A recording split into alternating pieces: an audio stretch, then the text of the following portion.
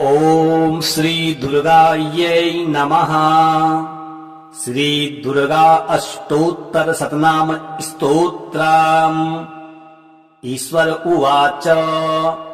शतनाम प्रवक्ष्यामि शृणुष्व कमलानने। यस्य प्रसादमात्रेण दुर्गा प्रीता भवेत् सती। ॐ सती साध्वी भव प्रीता भवानी भव मोचनी। आर्या दुर्गा जया चाद्या त्रिनेत्रा शूलधारिणी। पिनाकधारिणी चित्रा चंद्रघंटा महातपा। मनोबुद्धिरहंकारा चित्तरूपा चिताचितिः। सर्वमंत्रमयी सत्ता सत्यानंद स्वरूपिणी। अनंता भाविनी भाव्या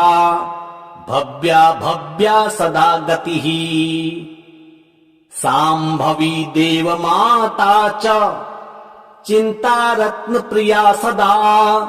सर्व विद्या दक्ष कन्या दक्ष यज्ञ विनाशिनी। अपर्णानेक वर्णाच्च पाटला पाटलावती। पट्टांबर परिधाना कलमंजीर रंजिनी। अमेय विक्रमास्क्रूरा सुंदरी सुर सुंदरी। वन दुर्गा च मातंगी मतंग मुनि पूजिता। ब्राह्मी माहेश्वरी चैन्द्री कौमारी वैष्णवी तथा। चामुंडा चैव वाराही लक्ष्मीश्च पुरुषाकृतिः। विमलोत्कर्षिणी ज्ञाना क्रिया नित्या च बुद्धिदा। बहुला बहुल प्रेमा सर्ववाहन वाहना। निशुंभ शुंभहननी महिषासुर मर्दिनी। मधुकैटभहंत्री च चंडमुंड विनाशिनी। सर्वासुर विनाशा च सर्वदानव घातिनी। सर्वशास्त्रमयी सत्या सर्वास्त्र धारिणी तथा। अनेक शस्त्र हस्ता च अनेकास्त्रस्य धारिणी। कुमारी चैत कन्या च कैसूरी युवती यतिः। अप्रौढ़ा चैव प्रौढ़ा च वृद्ध माता बलप्रदा। महोदरी मुक्तकेशी घोर रूपा महाबला। अग्निज्वाला रौद्रमुखी कालरात्रिस्तपस्विनी। नारायणी भद्रकाली विष्णुमाया जलोदरी। शिवदूती कराली च अनंता परमेश्वरी। कात्यायनी च सावित्री प्रत्यक्षा ब्रह्मवादिनी। य इदं प्रपठे नित्यं दुर्गा नाम शताष्टकम्। नासाध्यं विद्यते देवी त्रिषु लोकेषु पार्वती। धनं धान्यं सुतं जायाम् हयं हस्तिनमेव च। चतुर्वर्गं तथा चान्ते लभेन मुक्तिं च शाश्वतीम्। कुमारीं पूजयित्वा तु ध्यात्वा देवीं सुरेश्वरीं। पूजयेत परमा भक्त्या पठेत् नाम शताष्टकम्। तस्य सिद्धिर्भवेत् देवी सर्वैः राजानो दासतां यान्ति राज्य श्रियमवाप्नुयात्। गोरोचनालक्तक कुङ्कुमेन सिन्दूरकर्पूरमधुत्रयेण विलिख्य यन्त्रम् विधिना विधिज्ञो भवेत् सदा धारयते पुरारिः भौमावास्या निशामग्रे चन्द्रे शतभिसाम् गते विलिख्य प्रपठेत् स्तोत्रम् स भवेत् सम्पदाम् पदम्। ईश्वर उवाच शतनाम प्रवक्ष्यामि शृणुष्व कमलानने यस्य प्रसादमात्रेण दुर्गा प्रीता भवेत् सती। ॐ सती साध्वी भव प्रीता भवानी भवमोचनी आर्या दुर्गा जया चाद्या त्रिनेत्रा शूलधारिणी पिनाकधारिणी चित्रा चन्द्रघण्टा महातपा मनोबुद्धिरहङ्कारा चित्तरूपा चिताचितिः सर्वमन्त्रमयी सत्ता सत्यानन्दस्वरूपिणी अनन्ता भाविनी भाव्या भव्या भव्या सदा गतिः साम्भवी देवमाता च चिन्तारत्नप्रिया सदा सर्वविद्या दक्षकन्या दक्षयज्ञविनाशिनी अपर्णानेकवर्णा च पाटला पाटलावती पट्टाम्बरपरिधाना कलमञ्जीररञ्जिनी अमेय विक्रमास्क्रूरा सुन्दरी सुरसुन्दरी वनदुर्गा च मातङ्गी मतङ्ग मुनिपूजिता ब्राह्मी माहेश्वरी चैन्द्री कौमारी वैष्णवी तथा चामुण्डा चैव वाराही लक्ष्मीश्च पुरुषाकृतिः विमलोत्कर्षिणी ज्ञाना क्रिया नित्या च बुद्धिदा बहुला बहुल प्रेमा सर्ववाहन वाहना निशुम्भ शुम्भहननी महिषासुरमर्दिनी मधुकैटभहन्त्री च चण्डमुण्ड विनाशिनी सर्वासुर विनाशा च सर्वदानवघातिनी सर्वशास्त्रमयी सत्या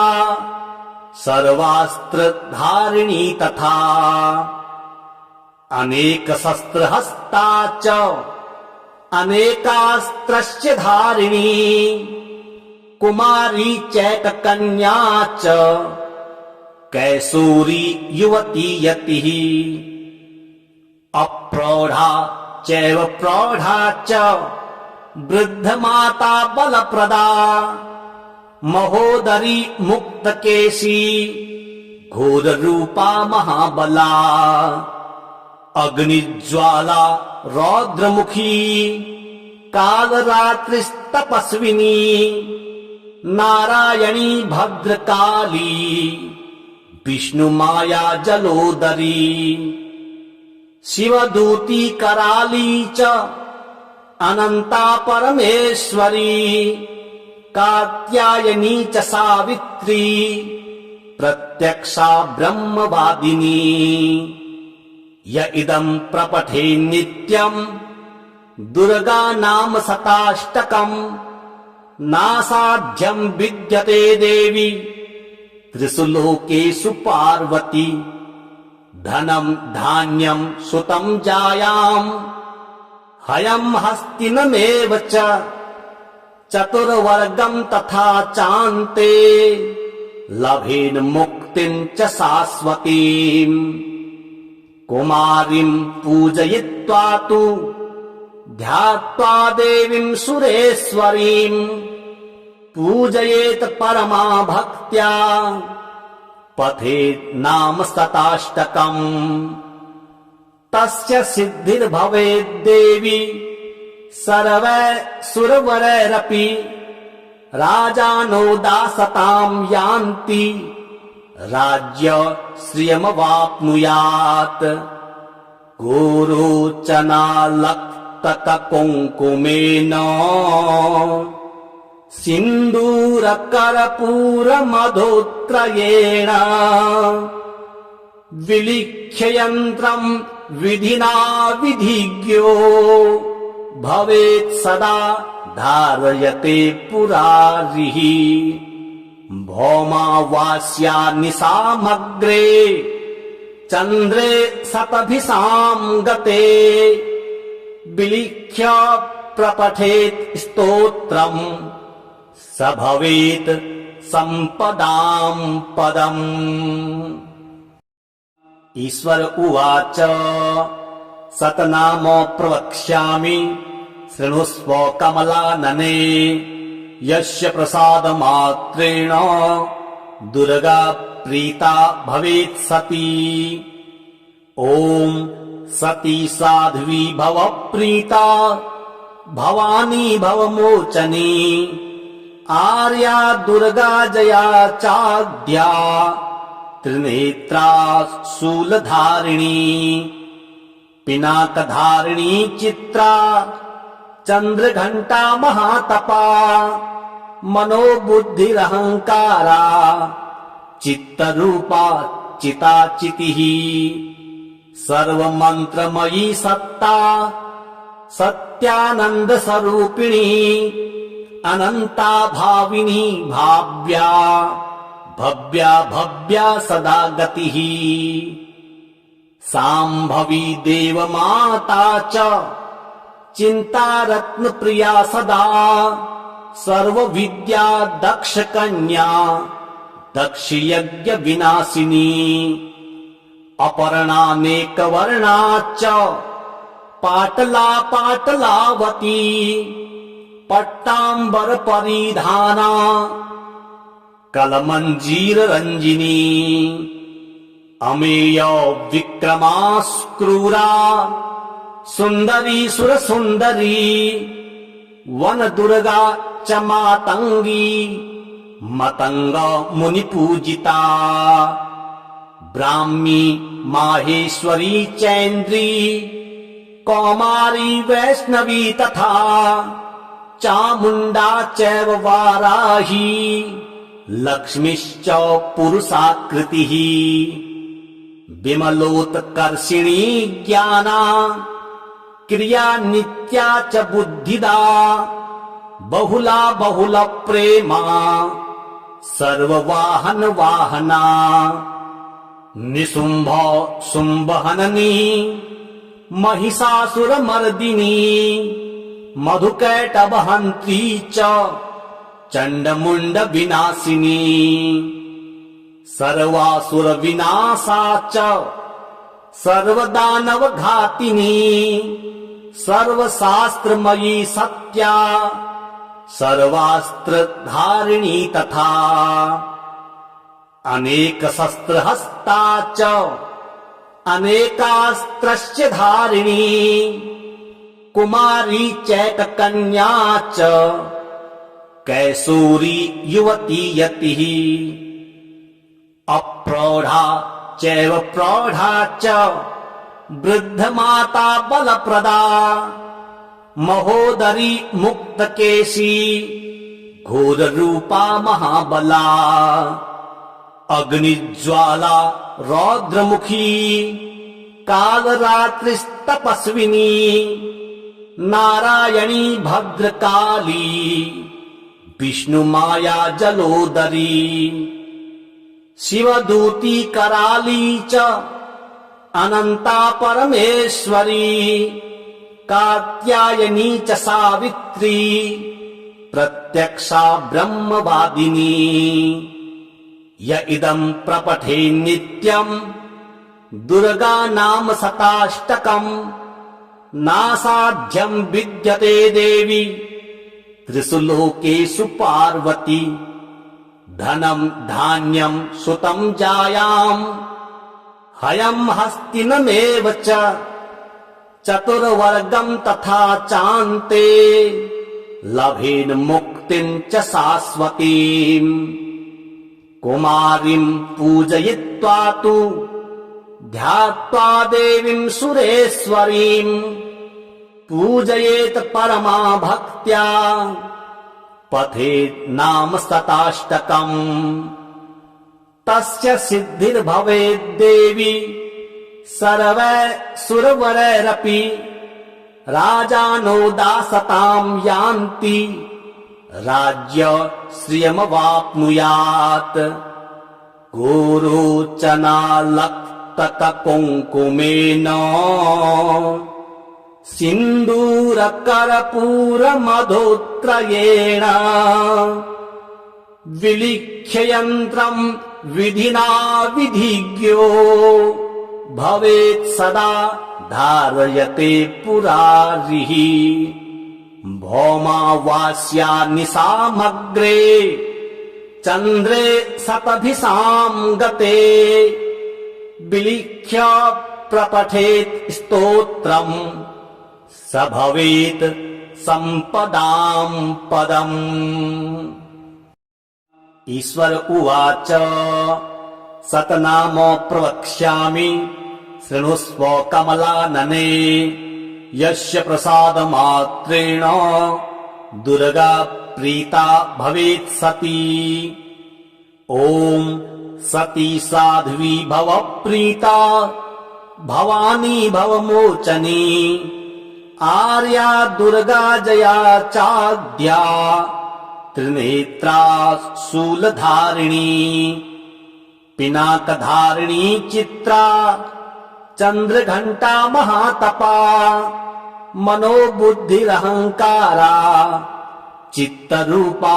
चिताचितिः सर्वमन्त्रमयी सत्ता सत्यानन्दस्वरूपिणी अनन्ता भाविनी भाव्या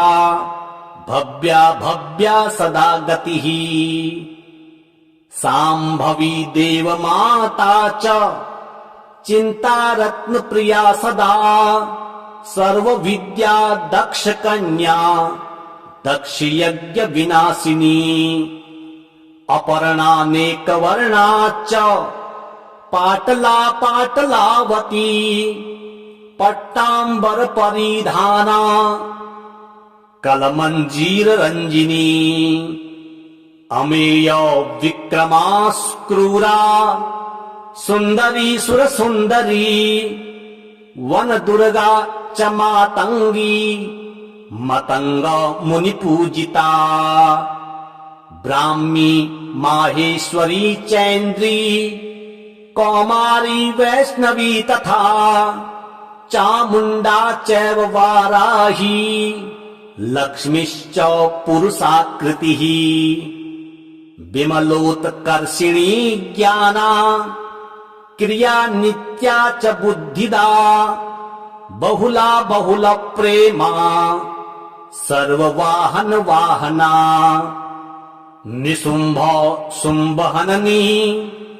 महिषासुरमर्दिनी मधुकैटभहन्त्री च चण्डमुण्ड विनाशिनी सर्वासुर विनाशा च सर्वदानव घातिनी सर्वशास्त्रमयी सत्या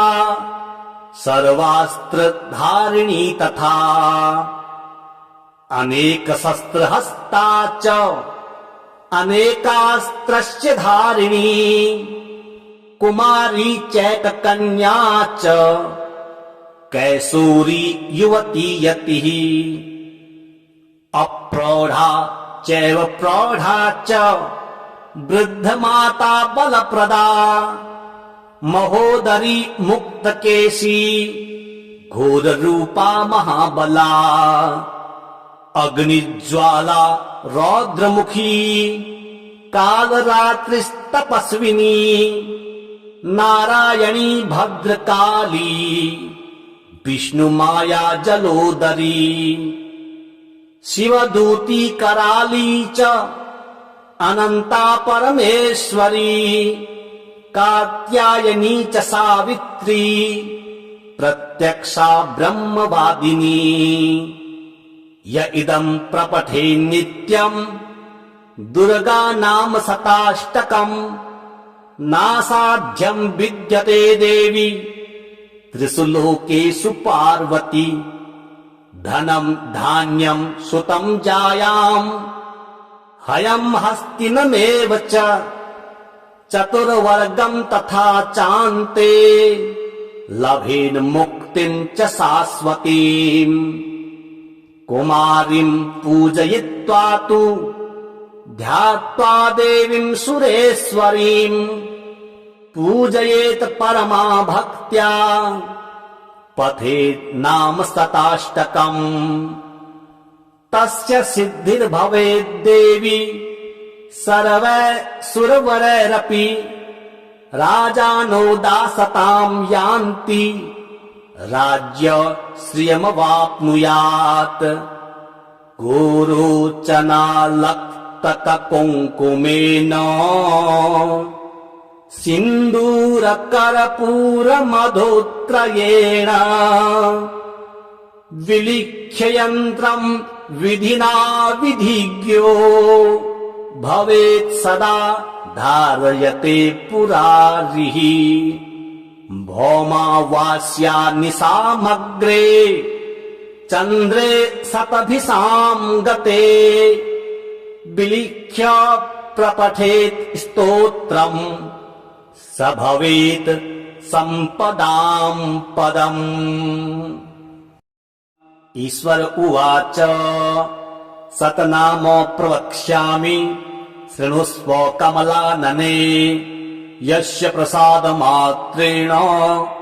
दुर्गा प्रीता भवेत् सती ॐ सती साध्वी भव प्रीता भवानी भवमोचनी आर्या दुर्गा जया चाद्या त्रिनेत्रा शूलधारिणी पिनाकधारिणी चित्रा चंद्रघंटा महातपा मनोबुद्धिरहंकारा चित्तरूपा चिताचितिः सर्वमंत्रमयी सत्ता सत्यानंद स्वरूपिणी अनंता भाविनी भाव्या भव्या भव्या सदा गतिः सांभवी देवमाता च चिंता रत्न प्रिया सदा सर्व विद्या दक्ष कन्या दक्ष यज्ञ विनाशिनी अपर्णानेक वर्णा च पाटला पाटलावती पट्टांबर परिधाना कलमंजीर रंजिनी अमेय विक्रमास्क्रूरा सुंदरी सुर सुंदरी वन दुर्गा च मातंगी मतंग मुनि पूजिता ब्राह्मी माहेश्वरी चैन्द्री कौमारी वैष्णवी तथा चामुंडा चैव वाराही लक्ष्मीश्च पुरुषाकृतिः विमलोत्कर्षिणी ज्ञाना क्रिया नित्या च बुद्धिदा बहुला बहुल प्रेमा सर्ववाहन वाहना निशुंभ शुंभहननी महिषासुरमर्दिनी मधुकैटभहन्त्री च चंडमुंड विनाशिनी सर्वासुर विनाशा च सर्वदानव घातिनी सर्वशास्त्रमयी सत्या सर्वास्त्र धारिणी तथा अनेक शस्त्र हस्ता च अनेकास्त्रस्य धारिणी कुमारी चैक कन्या च कैसूरी युवती यतिः अप्रौढ़ा चैव प्रौढ़ा च वृद्ध माता बलप्रदा महोदरी मुक्तकेशी घोर रूपा महाबला अग्निज्वाला रौद्रमुखी कालरात्रिस्तपस्विनी नारायणी भद्रकाली विष्णुमाया जलोदरी शिवदूती कराली च अनंता परमेश्वरी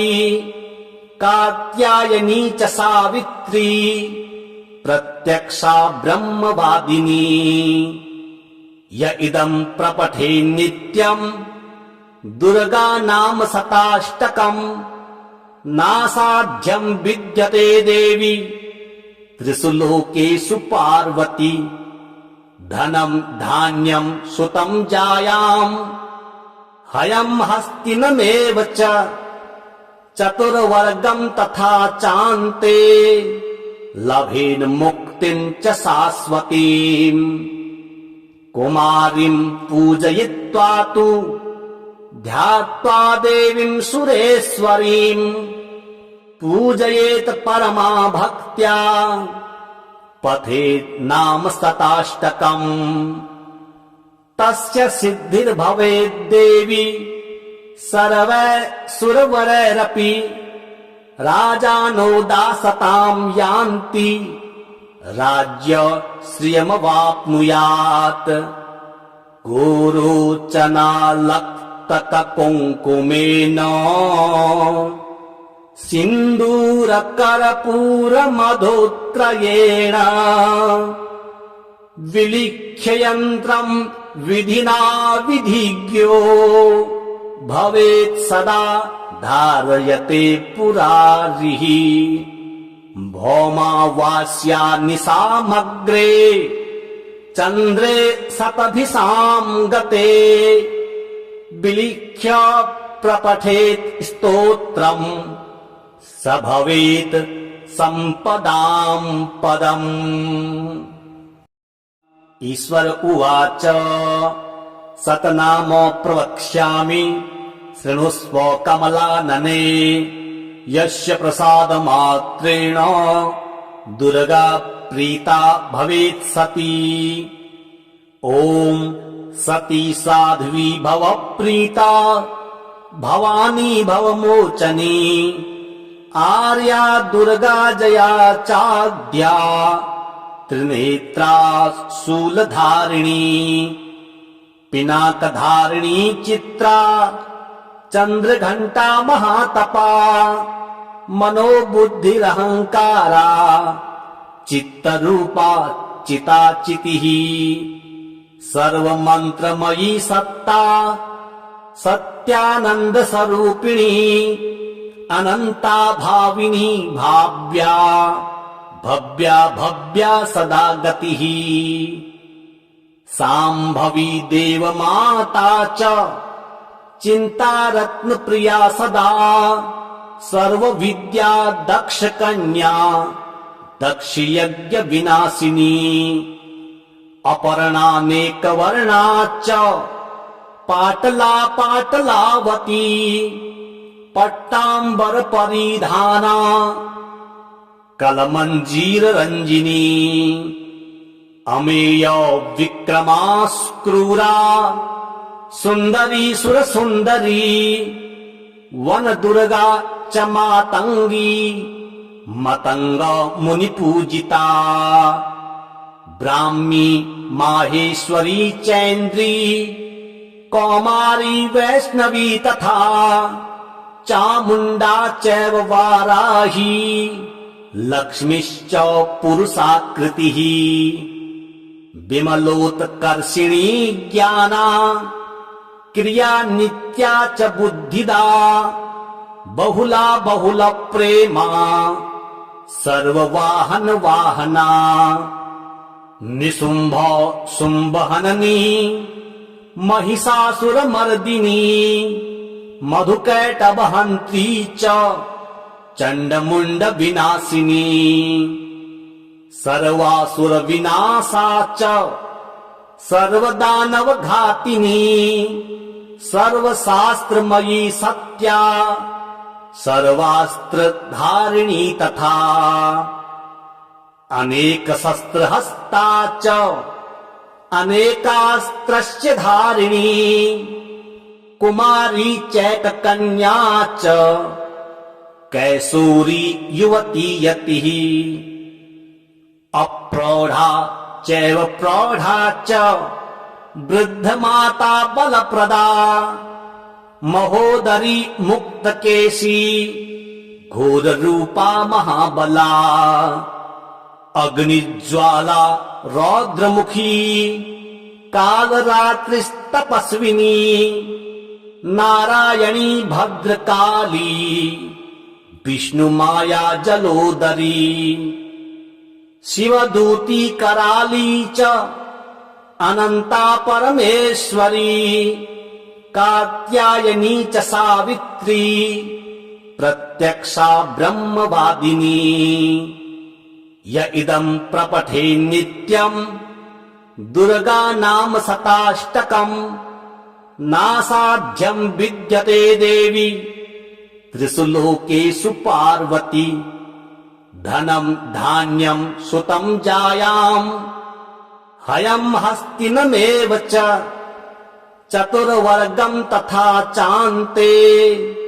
लभेन मुक्तिं च शाश्वतीम् कुमारीं पूजयित्वा तु ध्यात्वा देवीं सुरेश्वरीं पूजयेत परमा भक्त्या पठेत् नाम शताष्टकम् तस्य सिद्धिर्भवेत् देवी सर्वैः राजानो दासतां यान्ति राज्य श्रियमवाप्नुयात् गोरोचनालक्तककुङ्कुमेन सिन्दूरकर्पूरमधोत्रयेण विलिख्य यन्त्रम् विधिना विधिज्ञो भवेत् सदा धारयते पुरारिः भौमावास्या निशामग्रे चन्द्रे शतभिषां गते विलिख्य प्रपठेत् स्तोत्रम् स भवेत् सम्पदां पदम्। ईश्वर उवाच शतनाम प्रवक्ष्यामि शृणुष्व कमलानने यस्य प्रसादमात्रेण दुर्गा प्रीता भवेत् सती ॐ सती साध्वी भव प्रीता भवानी भवमोचनी आर्या दुर्गा जया चाद्या त्रिनेत्रा शूलधारिणी पिनाकधारिणी चित्रा चंद्रघंटा महातपा मनोबुद्धिरहंकारा चित्तरूपा चिताचितिः सर्वमंत्रमयी सत्ता सत्यानंद स्वरूपिणी अनंता भाविनी भाव्या भव्या भव्या सदा गतिः सांभवी देवमाता च चिंता रत्न प्रिया सदा सर्व विद्या दक्ष कन्या दक्ष यज्ञ विनाशिनी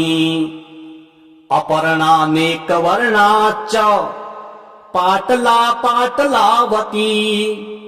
पट्टांबर परिधाना कलमंजीर रंजिनी अमेय विक्रमास्क्रूरा सुंदरी सुर सुंदरी वन दुर्गा च मातंगी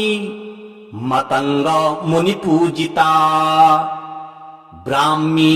माहेश्वरी चैन्द्री कौमारी वैष्णवी तथा चामुंडा चैव वाराही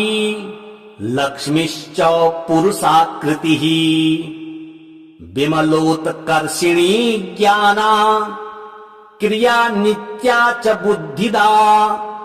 बहुला बहुल प्रेमा सर्ववाहन वाहना निशुंभ शुंभहननी महिषासुरमर्दिनी मधुकैटभहन्त्री च चण्डमुण्ड विनाशिनी सर्वासुर विनाशा च सर्वदानव घातिनी सर्वशास्त्रमयी सत्या सर्वास्त्रधारिणी तथा अनेक शस्त्रहस्ता च अनेकास्त्रस्य धारिणी कुमारी चैककन्या च कैसूरी युवती यतिः अप्रौढा चैव प्रौढा च वृद्धमाता बलप्रदा महोदरी मुक्तकेशी घोररूपा महाबला अग्निज्वाला रौद्रमुखी कालरात्रिस्तपस्विनी नारायणी भद्रकाली विष्णुमाया जलोदरी शिवदूती कराली च अनंता परमेश्वरी कात्यायनी च सावित्री प्रत्यक्षा ब्रह्मवादिनी य इदं प्रपठे नित्यं दुर्गा नाम शताष्टकं नासाध्यं विद्यते देवी त्रिषु लोकेषु पार्वती धनं धान्यं सुतं जायां हयं हस्तिनमेव च चतुर्वर्गं तथा चान्ते लभेन मुक्तिं च शाश्वतीम् कुमारीं पूजयित्वा तु ध्यात्वा देवीं सुरेश्वरीं पूजयेत परमा भक्त्या पठेत् नाम शताष्टकम् तस्य सिद्धिर्भवेत् देवी सर्वैः राजानो दासतां यान्ति राज्य श्रियमवाप्नुयात् गोरोचनालक्तककुङ्कुमेन सिन्दूरकर्पूरमधुत्रयेण विलिख्य यन्त्रं विधिना विधिज्ञो भवेत् सदा धारयते पुरारिः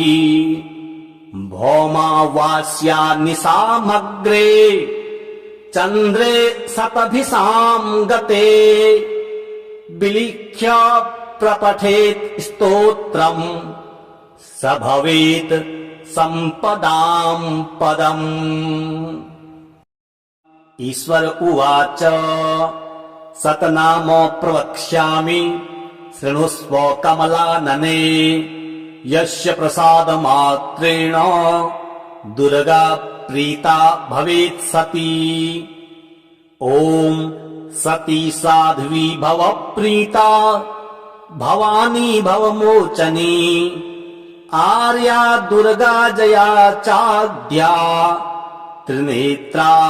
शूलधारिणी पिनाकधारिणी चित्रा चंद्रघंटा महातपा मनोबुद्धिरहंकारा चित्तरूपा चिताचितिः सर्वमंत्रमयी सत्ता सत्यानंद स्वरूपिणी अनंता भाविनी भाव्या भव्या भव्या सदा गतिः सांभवी देवमाता च चिंता रत्न प्रिया सदा सर्व विद्या दक्ष कन्या दक्ष यज्ञ विनाशिनी अपर्णानेक वर्णा च पाटला पाटलावती पट्टांबर परिधाना कलमंजीर रंजिनी अमेय विक्रमास्क्रूरा सुंदरी सुर सुंदरी वन दुर्गा च मातंगी मतंग मुनि पूजिता ब्राह्मी माहेश्वरी चैन्द्री कौमारी वैष्णवी तथा चामुण्डा चैव वाराही लक्ष्मीश्च पुरुषाकृतिः विमलोत्कर्षिणी ज्ञाना क्रिया नित्या च बुद्धिदा बहुला बहुल प्रेमा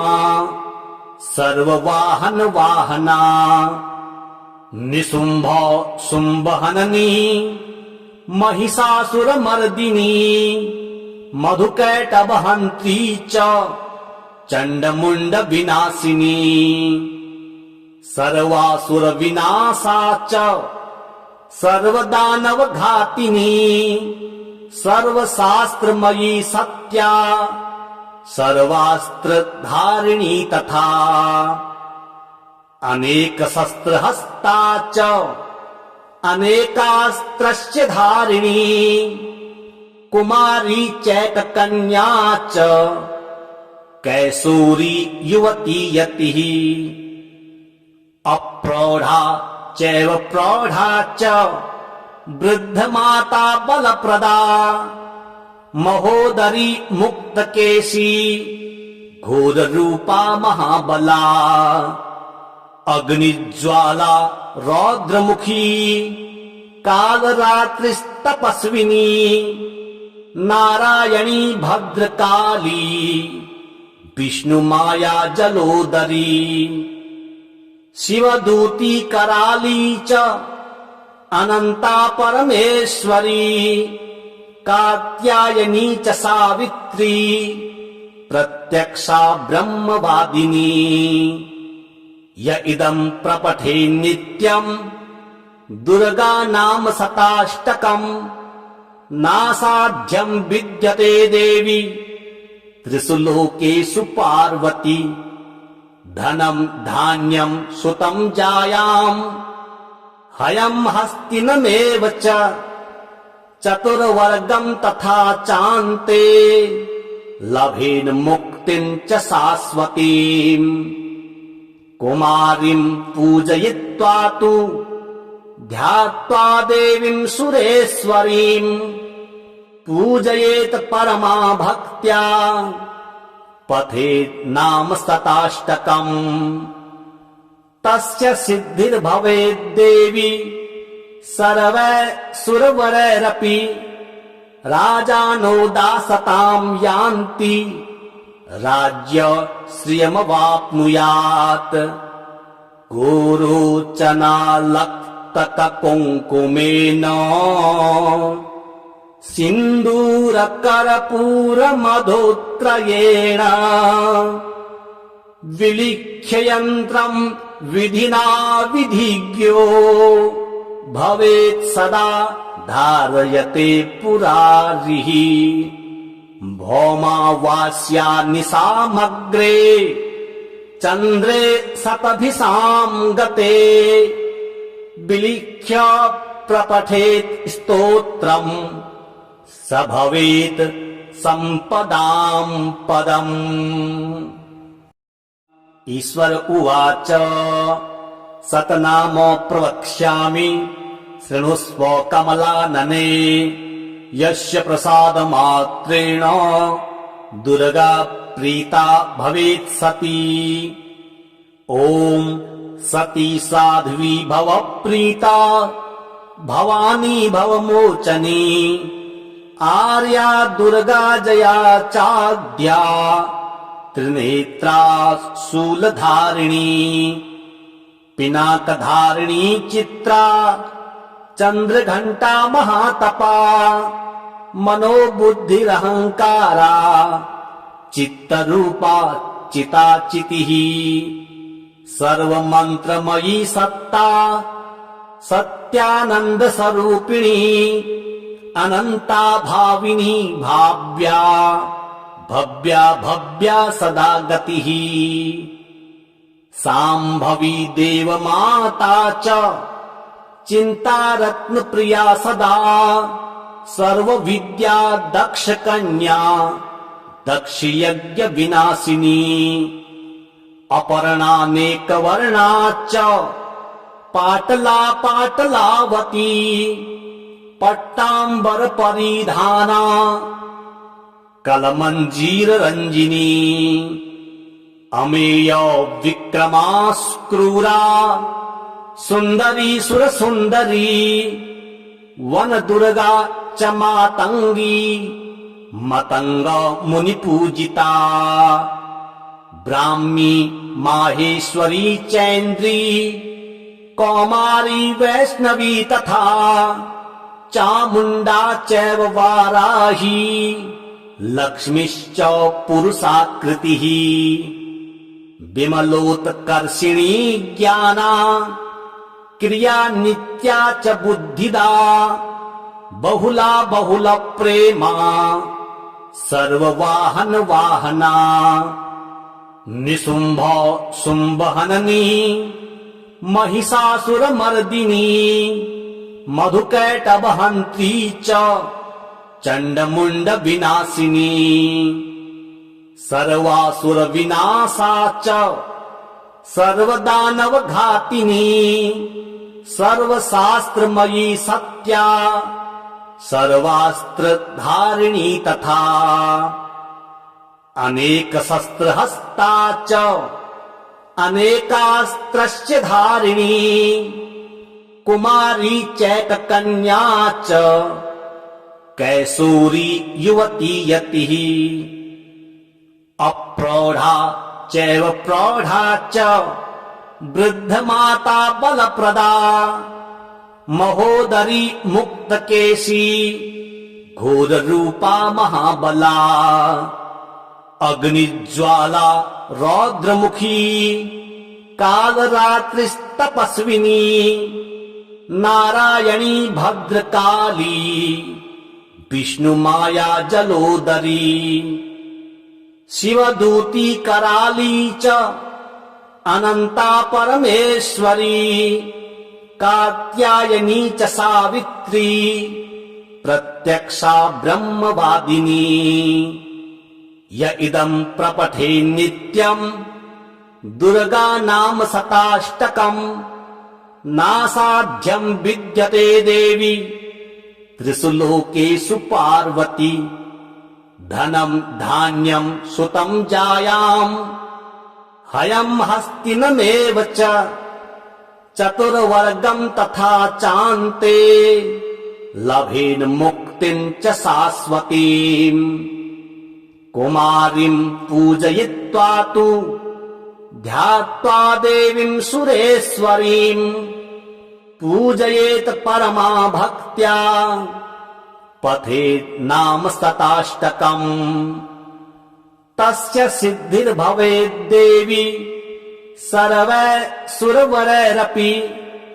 राजानो दासतां यान्ति राज्य श्रियमवाप्नुयात् गोरोचनालक्तककुङ्कुमेन सिन्दूरकर्पूरमधुत्रयेण विलिख्य यन्त्रम् विधिना विधिज्ञो भवेत् सदा धारयते पुरारिः भौमावास्या निशामग्रे चन्द्रे शतभिषां गते विलिख्य प्रपठेत् स्तोत्रम् स भवेत् सम्पदां पदम्।